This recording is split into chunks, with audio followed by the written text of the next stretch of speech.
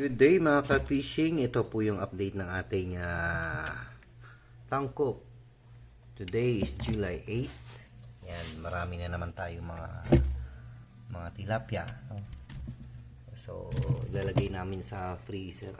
Lagyan namin ng yellow para maibenta bukas. At saka ito, meron kaming mga kulambutan ulit. Yan. Sa mga Tapos meron maliliit din. maliliit. Tapos ito. Yan. Itong isang bangus. May hawa. Kawa. Tsaka, Stickfish. Tapos ano tawag dito sa dad? Tagalog. Yung sa atin kasi is gusaw eh. Ito. Tapos ito. Yung tawag namin isang malaking latab tsaka kikero. Ayan. Malalaki sila. Ayan. Ito yung grasya ng Panginoon. Maraming salamat kay Lord sa bigay niya sa amin. Actually, hindi namin naubos lahat.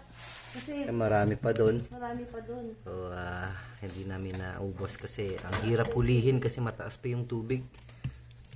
Meron pang 3 awa doon.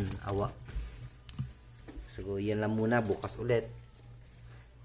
Bye-bye mga ka-fishing. Tilapia time.